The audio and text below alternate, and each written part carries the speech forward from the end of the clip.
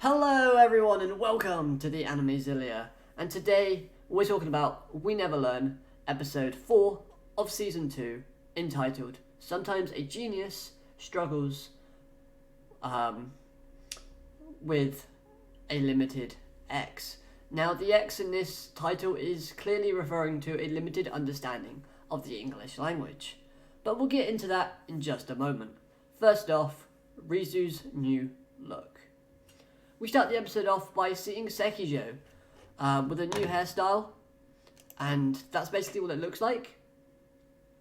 Overall, I quite like it, but obviously she's not going to keep it. Sekijo doesn't keep this, unfortunately, but it's still nice to see. So this basically prompts Rizu Ogata to decide to change her look a bit. And thanks to Furuhashi recommending a salon instead of Rizu cutting her own hair again, like we saw last week, the results weren't brilliant. So, this is the design that they gave Rizu for the episode. And this design is good. It's not the best design that we've had currently from Rizu. I much prefer her current look within the manga, but if we're looking at an anime standpoint, I think this is a good design, to say the least. I would say I prefer her normal design more, but that's probably because I've seen it repeatedly and I'm used to it. And when I first saw this design, I did kind of think of Irene from Assassination Classrooms, which, personality-wise, these two characters are very different. Now, the salon in which Furuhashi recommended, I actually don't know if she recommended it or if Rizu just happened to stumble into it, but this is the lady that basically did the hair and the makeover. Basically, it's the one with the purple hair, and she's absolutely crazy, and we're not likely to see these two again, possibly if another female character gets a new design. However, she's like getting bored and depressed because she can't find anything to hold her attention. And she's like, I wish I just had this diamond in the rough that would just come in and fall on my lap. And then Rizu appears and she's like, oh my god, perfect design, perfect specimen. I'm going to give you all the boy tips and everything like that because you're going to go meet up with someone. Rizu obviously doesn't understand what that is referring to, but she still takes the tips and tries to use them, which I thought was pretty good.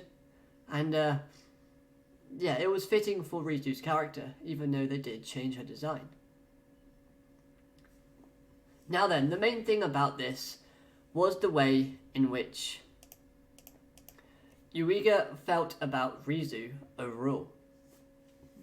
Because this whole segment was pretty much comedy, if I'm honest with you, but we did have Eureka's feelings being expressed, and he states, while talking to Rizu, that he admires her dedication and hard work that she has put into studying so far, and he's happy that her expressions are finally becoming more relaxed and more friendlier to those around them.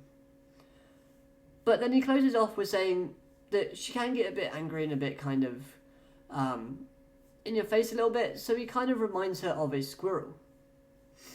And it's like, okay, I kind of get it, but you probably shouldn't have said that. Now, like I said, this part was mostly comedy, and it plays on the fact that Eureka is clueless about women again. As Eureka doesn't recognize this new design. He doesn't think this is Ogata Rizu, the person that he's waiting for to start teaching. Instead, he thinks it's an attractive, strange girl that is trying to hit on him. He thinks it's like some sort of urban legend, that basically, if you're sat in the library on your own and a woman comes over and talks to you, they're going to start kind of being interested in you. And he's like, nope, I mustn't think of anything. I mustn't get distracted. Come on, Rizu, where are you?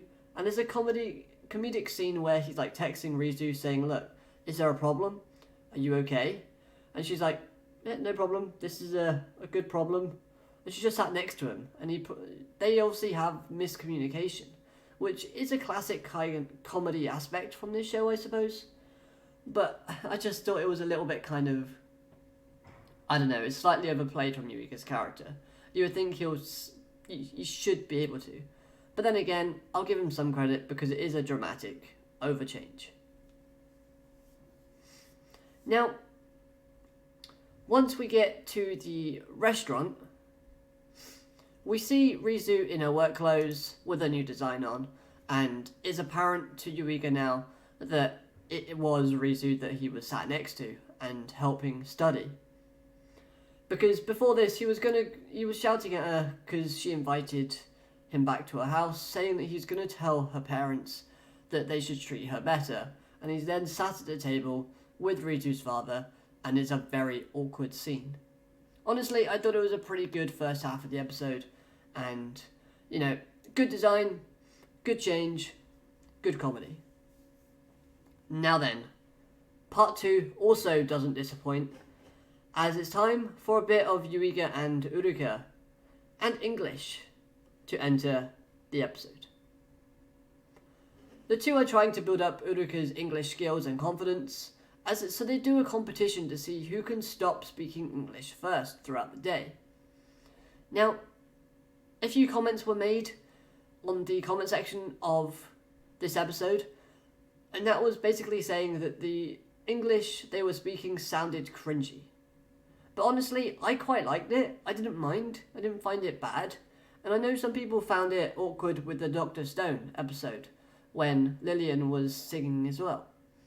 But both incidents I actually quite liked. I thought it was fine.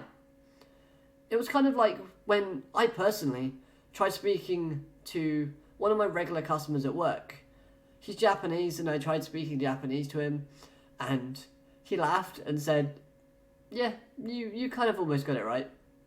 You mix in a few bits of English there as well, but all in all, good effort." And honestly, I can relate to it, as in struggling to speak another language, because I've tried to do so. And you know what, it was a good take on the subject. Now, I just realised I still got Rizu up on English, that's the one I want.